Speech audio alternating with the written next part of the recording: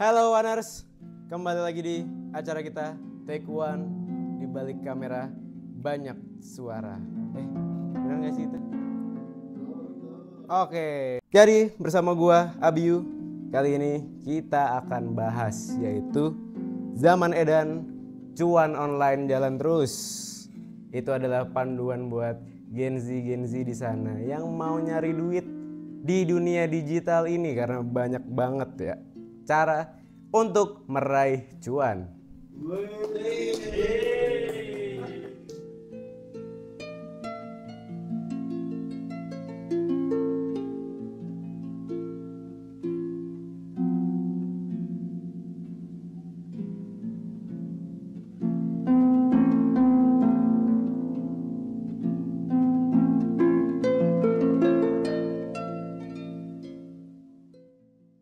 Kalian pernah gak sih teman-teman Waners dengar soal kampung TikTok yang ada di Sukabumi?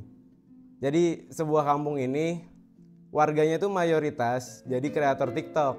Dari mulai ibu-ibu, bapak-bapak, sampai anak muda, kakek nenek, semuanya joget dan bikin TikTok, bikin konten. Ramai-ramai dilakukan warga kampung Margasari, Desa Pocong Kembar, Kecamatan Cikembar, Kabupaten Sukabumi, Jawa Barat untuk mendapatkan gift atau saweran. Semakin banyak saweran yang diterima, semakin lama para host berjoget. Gunawan adalah sosok di balik viralnya joget yang menggunakan akun TikTok dan YouTube @satbor86. Awalnya Gunawan memulai aktivitas live saat masih menjadi penjahit keliling di Jakarta pada masa pandemi COVID-19. Tanpa disangka, joget yang awalnya dilakukan secara iseng ini justru menarik perhatian publik dan viral. Gunawan kemudian fokus pada live streaming TikTok dan menciptakan gerakan joget yang diberi nama Ayam Patu. Berkat live tersebut, ia berhasil mendapat penghasilan dari saweran berkisar antara 400 hingga 700 ribu rupiah per hari yang kemudian dibagikan kepada rekan-rekannya. Gunawan mengakui banyak rekannya yang terbantu dari hasil live ini, seperti mampu membeli sepeda motor, merenovasi rumah hingga membeli rumah. Salah satu warga Desa Pocong Kembar, Kokon, mengatakan dirinya tertarik menjadi karyawan Gunawan karena pendapatan yang lebih besar dibanding pekerjaannya sebagai kuli bangunan. Kokon yang juga ketua RT di desa itu menyebut ia bisa berjoget hingga 7 jam dalam sehari. Ya, kalau lagi ada rezeki ya di atas 250, Mohon, ada yang 300. kadang 300 Kalau lagi sepi istilahnya paling 200. per harinya Pak itu. Dari sebulan itu bisa dapat berapa Pak? Dari sebulan hampir 6 sampai 7 juta. 6 sampai 7 juta. Kan Pak, Bapak teh udah ikutan kurang lebih hampir setahun ya Pak. Ya. Udah dapat hasil apa sih Pak dari setahun itu? Alhamdulillah sih kita ya buat keperluan rumah ya. Buat rumah. Sehari-hari. Alhamdulillah. Ada juga alhamdulillah juga bisa beli istilahnya buat kendaraan lah. Kendaraan motor gitu. kayak gitu. Mohon Pak. Namun, popularitas yang didapat juga membawa tantangan, terutama komentar negatif dari netizen. Meski kerap dihina dan disebut mengemis online, Gunawan tetap sabar dan tidak membalas hujatan tersebut. Ia hanya meminta agar netizen tidak menghina suku, agama, dan ras.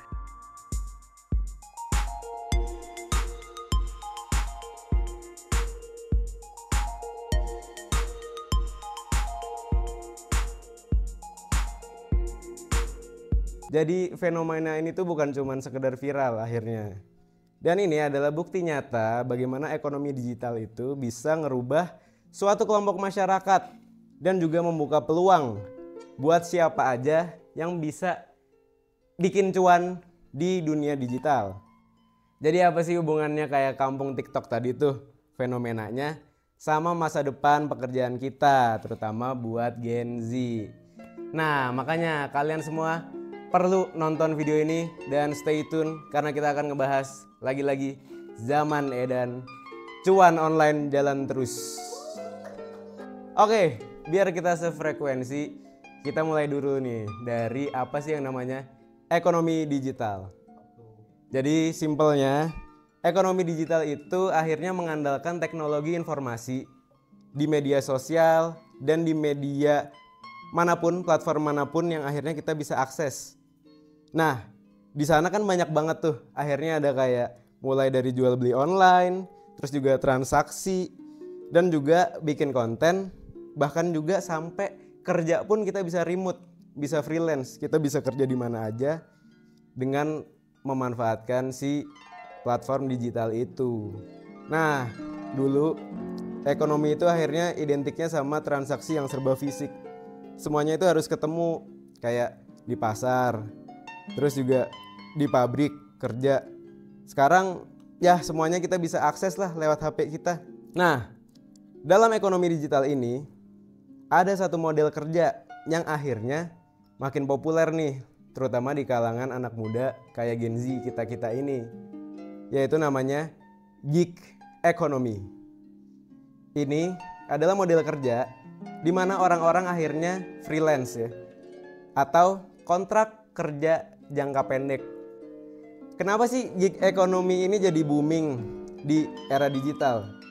Karena platform digital itu tuh kayak memudahkan kita dan mewadahi kita untuk akhirnya bekerja di situ sebagai produsennya sekalipun. Kayak contohnya adalah platform Gojek, Grab, Fiverr, dan juga Upwork. Itulah yang akhirnya mempermudah juga dan juga menghubungkan pekerjanya dan juga si kerja itu sendiri, si gig ekonomi itu sendiri. Jadi nih, Oners, gig ekonomi itu bagian dari besarnya ekosistem ekonomi digital. Dan ingat, ini tuh bukan cuma soal ojek online ataupun kurir online, tapi juga semua hal yang salah satunya berbau kreatif, konten, sampai juga konsultan yang bisa kerja di mana aja. Nah, kenapa ini penting akhirnya buat kita? Apalagi buat Gen Z. Karena kita ini udah terlahir dan dibesarkan di era digital. Dan akhirnya karena kita udah terbiasa dengan hal itu, kita pun paling cepat untuk beradaptasi yang namanya dengan teknologi. Nah, ekonomi digital ini bukan cuma jadi masa depan, tapi juga udah jadi pekerjaan kita di masa sekarang. Karena akhirnya ini ngebuka peluang kita semua. Dan yang dulunya mungkin gak kebayang, kita akhirnya bisa kerja di mana aja itu. Nah, kalau kalian udah tahu definisinya, sekarang kita bahas nih yang paling seru. Gimana sih peluang di ekonomi digital dan panduannya nih buat kalian yang mau explore dan jadiin ini sebagai jalan ninja kalian dah. Pertama, konten kreator nih. Konten kreator ini tuh kayak kampung TikTok tadi. Kalian bisa jadi YouTuber, TikToker, podcaster ataupun blogger. Kuncinya apa sih? Konsisten. Kalian itu harus punya orisinalitas, punya ide cerita, dan semuanya tuh harus dilakuin serba konsisten.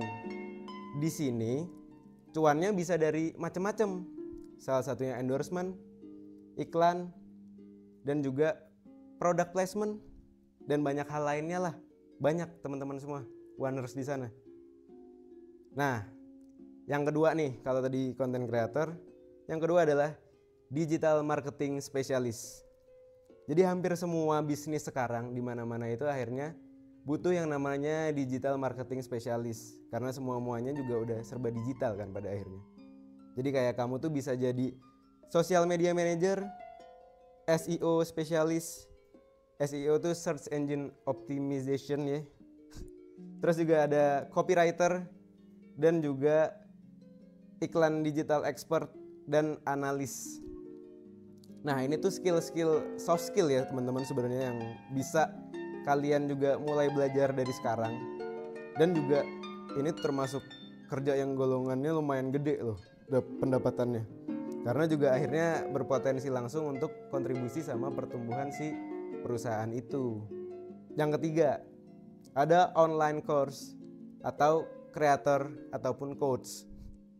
Jadi kalian kalau misal punya akhirnya skill khusus kayak spesialis, kalian bisa bikin kelas online. Dan ini banyak banget juga peminatnya. Apalagi kalau kalian akhirnya juga bikin konten untuk mempromosikan si kelas kalian itu. Nah, Contohnya kayak kalian bisa ngajar desain grafis, ngajar bahasa asing, dan juga cara editing video mungkin. Banyak hal di sana lah yang kalian punya skillnya dan bisa disebarluaskan, kalian jual ilmu itu, dan itu juga udah bisa jadi penghasilan kalian di dunia digital ini. Keempat nih, virtual assistant. Jadi banyak pebisnis di sana yang butuh profesional tapi nggak bisa ngerekrut secara penuh karyawan tetap. Jadinya freelance adalah juga salah satu jalan untuk kita menjadi virtual assistant. Nah, kamu akhirnya bisa bantu yang namanya ngurusin administrasi, data entry, email manajemen, dan juga penjadwalan secara remote dan terkoneksi langsung dengan perusahaan itu. Dan itu akhirnya jadi fleksibel dan juga banyak gitu peluang kerjanya di sana. Kelima nih, e-commerce specialist. Kalau kalian nih Oners yang punya hobi atau skill menjual berniaga, kalian bisa nih di sini untuk jalan ninjanya taruh ke sini. Kamu bisa jadi dropshipper nih, reseller, atau juga bikin produk sendiri. Platformnya pun juga banyak banget. Ada Shopee, Tokopedia, dan juga sekarang TikTok pun juga ada keranjang kuning kan, TikTok Shop. Keenam, ada developer dan programmer. Ini tuh jadi udah tulang punggung dari ekonomi digital. Karena semua aplikasi itu tuh juga hasil dari developer dan programmer aplikasi ini. Jadi kalian adalah pembuat atau kreator dari aplikasi itu, atau juga website, dan juga video game. Nah, kalau kalian punya skill kayak coding, itu juga udah bagus banget. Karena akhirnya dari coding itu kalian bisa ngebuka jalan yang luas lah untuk berniaga di dunia digital. Nah, kan tadi udah peluang-peluangnya dari ada 6 nih. Nah, sekarang gimana sih akhirnya kalau misal kita pengen nih dari salah satu 6 tadi, pengen akhirnya kita nerusin ke sana, gimana sih cara survive di dunia kreatif digital ini? Pertama, asah terus skill digital yang kamu minati, yang kamu geluti. Nah, kayak aku dulu tuh nganggep remeh lah hal-hal kayak gitu, kayak ngedalemin skill tuh ya kalah gitu sama malesnya, sama nge-scroll sosmed berjam-jam. Tapi ya udahlah, kita udah sama-sama pada gede, kita sama-sama ngembangin dan ngasah skill. Terus juga ya luangin waktu kalian untuk memperdalam skill itu. Dan itu kan macem-macem ya, kayak digital marketing, editing, desain grafis, dan coding tuh juga kalian bisa pelajari di kursus-kursus tadi tuh yang banyak kursus di luaran sana online yang gratis, ataupun kalau nggak gratis juga ya terjangkau lah. Dan itu investasi kalian juga untuk akhirnya mempelajari skill itu demi kalian juga nantinya. Kedua, bikin personal branding. Karena segala macamnya sekarang juga orang bisa ngelihat kalian hanya melalui sosmed. Makanya di sosmed itu kalian bangunlah personal branding kalian, biar banyak orang yang bisa ngelirik potensi-potensi Oners di luar sana. Jadi anggap aja diri Oners di sana itu adalah brand. Dan untuk jadi brand kan kita harus memikat ya. Cara memikatnya banyak platformnya. Ada lewat LinkedIn, ada juga portofolio kreatif kayak Behance, dan bahkan sosial media kalian sendiri kayak Instagram ataupun TikTok. Itu kalian bisa bangun personal branding kalian di sana. Kalau dari kakak sendiri biasanya untuk ngebangun nyari cuan di era sekarang. Jadi kalau aku tuh main biola. Oke, lanjut. Ketiga.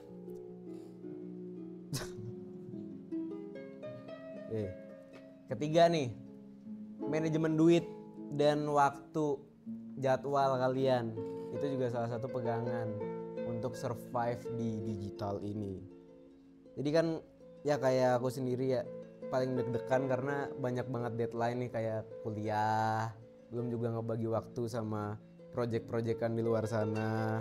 Jadi itu semua tuh harus diimbangin sama manajemen waktu kita, jadwal-jadwal kita, dan juga manajemen duit. Nah, cara-caranya adalah mulai dari budgeting sederhana, nyisihin duit buat dana darurat, terus juga sampai kalian bisa belajar investasi gitu. Karena banyak juga kan saham-saham yang juga udah diawasin sama OJK. Keempat, perluas jaringan kamu dan relasi, juga networking teman-teman. Karena akhirnya semua-muanya kesempatan dan peluang, tawaran gitu-gitu tuh dapatnya dari teman-teman, dari relasi. Jadi kita buka deh pintu-pintu akhirnya untuk bersosial, berteman, dan juga berjejaring gitu untuk sesama penggiat skill tertentu gitu. Kayak misal akhirnya kalian ikutan di salah satu kelas online nih, kalian sama-sama tuh di situ sesama murid-muridnya, kalian bisa akhirnya berteman, tuker-tukeran media sosial, karena bisa jadi teman-teman itulah yang nanti akhirnya ngebuka tawaran-tawaran dan peluang-peluang di ekonomi digital teman-teman. Kelima, jangan berhenti belajar dan juga kalian perlu adaptif Oners. Karena di dunia digital itu lika-liku pekerjaannya cepet banget gitu berubahnya. Algoritma, belum juga tren yang kadang cepat munculnya, matinya juga cepet juga gitu. Jadi walaupun banyak banget hal baru yang terus bermunculan, ya kalian perlu untuk adaptif dengan lingkungan-lingkungan kayak gitu. Keenam, ini yang paling penting karena ini juga berhubungan dengan masa tua kalian. Jaga kesehatan mental dan juga fisik, karena ya akhirnya kita sering banget deh ngelupain, begadang, nggak tidur, sama aja dong ya sama begadang, nggak makan, terus juga udah gitu kenanya kopi mulu, mata juga kagak dipakai istirahat, nge-scroll mulu. Itu tuh bahaya banget teman-teman, karena bukan cuman fisik, itu juga bisa jadi bikin kalian makin stres karena nggak dipakai buat istirahat gitu waktunya. Jadi tetap ya kalian harus ngejaga diri kalian baik-baik, mulai dari tidur yang cukup, juga pola makannya teratur, dan ya kalian banyak tau lah gimana caranya ngatur pola keseharian kalian masing-masing Oners. Oke, jadi kita kan tadi udah bisa nyimpulin tuh kalau ekonomi digital ini bukan lagi cuman pilihan, tapi juga udah jadi masa depan pekerjaan Gen Z dan bahkan masa sekarang. Jadi kita harus benar-benar adaptif gitu untuk menerima siklus ini. Karena akhirnya pekerjaan tradisional akan terus ada, tapi peluang di dunia digital ini akan semakin besar lagi dan berkembang pesat lebih cepat lagi gitu. Nah, pertanyaannya nih, siapa yang akhirnya bakal menghadapi semua sisi ekonomi digital ini? Jadi selain peluang dan fleksibilitas, ada juga realita yang perlu kita pahami nih Oners. Karena kadang akhirnya perlindungan sosial dan juga jaminan kerja itu di ekonomi digital, khususnya nih buat yang kalian freelance atau tadi namanya gigs ekonomi, itu tuh masih minim banget dan kayak ya rentan banget lah. Kita tuh sering dengar keluhan soal pendapatan yang gak stabil, terus gak ada juga asuransi, belum juga jam kerjanya bener-bener gak dipantau, gak stabil, banyak yang overwork. Itu juga jadinya kesejahteraan untuk para pekerja ini tuh jadi gak bisa jadi kesejahteraan untuk para pekerja di dunia digital ini tuh bener-bener rentan gitu Oners. Nah makanya itu kita juga perlu memahami bahwa regulasi pemerintah itu akan terus beradaptasi nih dengan kecepatan perubahan digital, dan kita harus menuntut itu juga teman-teman. Karena kayak aturan pajak untuk konten kreator dan juga e-commerce itu juga bisa berubah sewaktu-waktu. Jadi regulasi platform ini bisa jadi makin ketat. Nah, perusahaan-perusahaan teknologi ini juga akhirnya makin gede dan kadang ada isu dominasi pasar atau praktik yang kurang adil sama pekerja-pekerjanya, terutama yang lebih kecil, pekerja-pekerja mikro. Nah, kita sebagai individu akhirnya perlu melek hukum dan tahu hak-hak kita, serta ikut bersuara jika ada ketidakadilan. Jadi di sisi lain, AI ini juga akan terus berkembang pesat. Jadi beberapa pekerjaan yang sifatnya repetitif tuh akhirnya bisa dipelajari sama kecerdasan buatan ini atau AI yang jadinya namanya otomatisasi. Apa tuh maksudnya? Jadi otomatis gitu jalannya tuh dengan AI ini. Jadi sebenarnya ini bukan buat nakut-nakutin AI ya, tapi justru harus bikin kita kepicu gitu dengan adanya AI ini. Kita sebisa mungkin juga memanfaatkan itu dan jangan sampai kalah lah, karena manusia itu kan punya hati men, AI robot. Nah itu tuh.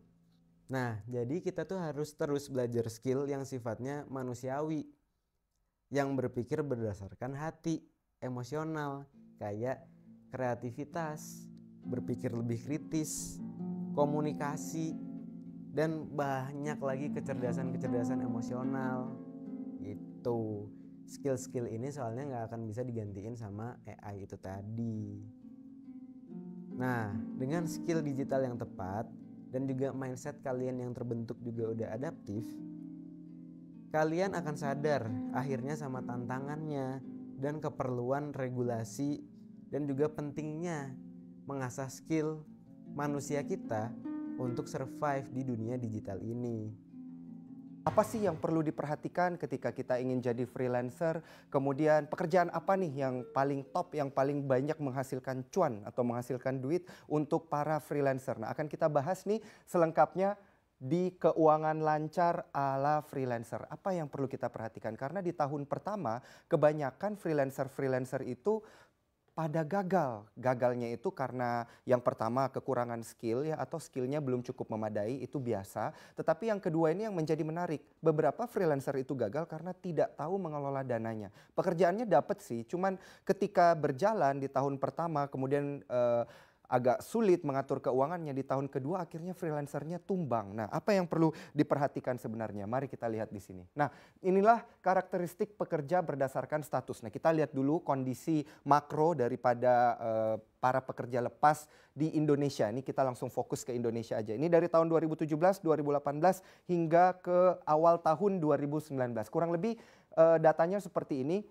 Yang warna merah ini adalah pekerja formal atau mereka yang bekerja kantoran.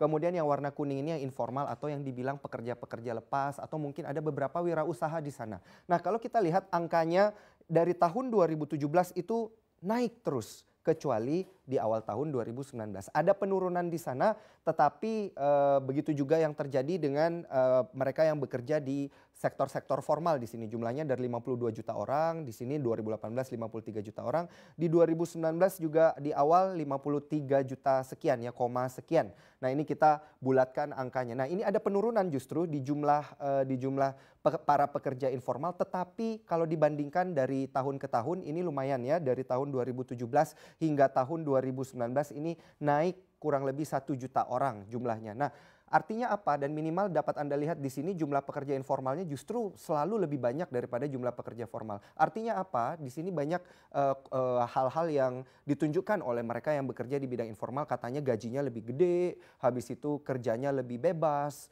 kemudian tidak terikat ini, tidak terikat itu, bisa ngatur waktu sendiri dan lain sebagainya. Tetapi yang menarik untuk kita bahas di sini, apakah ini yang menjadi faktor pendorong utama? Mari kita lihat di data yang selanjutnya di sini. Nah, inilah penghasilannya. Dari sisi penghasilannya, seperti yang saya sudah singgung sebelumnya, ada banyak pekerjaan freelancer yang bisa dikerjakan ya, tetapi inilah yang kita bilang top 6-nya ya. 6 yang menghasilkan pekerjaan freelancer yang menghasilkan penghasilan tertinggi. Dapat kita lihat di sini web developer dibayarnya jam-jaman, minimal $200 sampai $1.500 per jam, tergantung projectnya itu sebesar apa. Kemudian ada social media strategist di sini dari $6.000 hingga $12.000 per tahun. Bayangin ini bukan gaji kantoran ya yang dibayar bulanan, tapi ini tahunan. Angkanya pun suatu hari mungkin bisa berada di atas angka ini. Kemudian copywriter dari $15 ya, ini professional copywriter, hingga $1.000 per jamnya. Kemudian yang keempat ada software developer 150 sampai $1.000 per jamnya. Kemudian video editor ini cukup tinggi 80.000 sampai $150.000 per tahun di sini. Kemudian content creator, nah ini pekerjaan yang lagi booming-boomingnya ya di kalangan milenial, pengen jadi YouTuber dan lain sebagainya. Itu dari $100 sampai $150.000 per tahun. Dan sudah pasti ada yang lebih tinggi daripada ini, tergantung dari kreativitas Anda bagaimana cara mengembangkan pekerjaan Anda sendiri. Tapi yang menjadi pertanyaan adalah seperti yang sudah saya sebutkan tadi. Di tahun kedua beberapa dari mereka itu tumbang. Kenapa tumbangnya? Mari kita lihat. Nah, karena sulit mengatur keuangannya di sini. Ada perbedaan yang sangat mendasar ya dari bagaimana caranya mengatur pos keuangan dan memprioritaskan pos-pos keuangan dari pekerjaan mereka yang bekerja di bidang freelancer ini dan mereka yang bekerja sebagai karyawan. Nah, biasanya mereka yang gagal itu adalah mereka sudah bekerja sebagai freelancer secara penuh, tapi mindsetnya masih ada di mindset karyawan. Beda pola pengaturan keuangannya. Di sini kita lihat untuk freelancer dana darurat dulu yang diutamakan. Begitu dapat penghasilan ya, disisihkan 30% dulu ini di awal, di tahun pertama, di tahun kedua, itu untuk dana darurat. Sehingga ketika Anda tidak mendapatkan project dari klien ya, ada dana untuk talangannya di sini. Jadi lebih aman ya keuangannya ke depannya. Kemudian yang kedua ada asuransi, alokasi dananya 10% aja di sana. Kemudian pos ketiga yang paling penting adalah investasi 15-20% supaya uangnya tidak menguap. Di sini ada yang diputar, tetapi porsi untuk investasinya sebaiknya tidak lebih besar daripada dana daruratnya. Kenapa? Nanti mindsetnya itu lebih banyak ke investasi, konsentrasinya terpecah kalau alokasi dananya lebih banyak ke investasinya. Nah, yang ketiga di sini, yang keempat di sini ada aset 20% di sini. Kemudian yang kelima ada kebutuhan ya, kebutuhan pribadi dan lain sebagainya, kebutuhan keluarga, sosial, dan kemudian untuk hiburan 15-20%. Kadang untuk memenuhi kebutuhan-kebutuhan lainnya hal ini boleh dibuat menyesuaikan ya, bisa dari 10% aja atau bahkan ada yang memotong dari 5% aja. Bagaimana dengan karyawan di sini? Dapat kita lihat ya, untuk karyawan sendiri yang diutamakan itu adalah investasinya. Kenapa? Karena penghasilannya ini sudah penghasilan tetap ya, sudah ada kepastian kerja. Sedangkan kalau freelancer tadi tidak ada kepastian kerja. Agak mengerikan di sana kalau tidak dapat klien. Nah, untuk karyawan investasi dulu ya, begitu dapat penghasilan langsung investasi, disisihkan dananya 15-20%. Kemudian untuk menabung aset ya, seperti yang sudah disebutkan juga oleh pakar-pakar ekonomi di sini yang membedakan mereka yang penghasilannya menengah sama orang yang paling kaya, itu orang kaya banyakkan nabungnya aset ya, begitu dapat uang langsung nabung di aset. Kemudian yang ketiga di sini asuransi, jangan lupa ya, karena Anda bekerja harus fit, harus sehat ya setiap harinya, kalau sakit nggak bisa kerja. Kemudian dana darurat juga di sini penting, 20% alokasinya ada untuk pos kebutuhan 15-20 dan juga hiburan 15-20% di sini. Inilah dana yang sebaiknya dipersiapkan apabila mendapatkan pemasukan. Nah, inilah checklistnya kalau jadi freelancer. Ada 6 ya, sebenarnya banyak tapi yang paling penting 6 ini. Yang pertama adalah buru banyak project. Jadi tembak dulu nih, pelurunya harus banyak ya. Mungkin dari 10 project minimal dapat 2 atau 3 lah ya untuk 1 bulannya. Kemudian latih banyak skill, otomatis karena freelancer itu biasanya dituntut untuk palu gada, kata mereka ya, apa lu mau gua ada katanya. Jadi diminta ini itu harus bisa supaya peluang untuk mendapatkan cuannya lebih besar di sini. Kemudian yang ketiga long term project ya.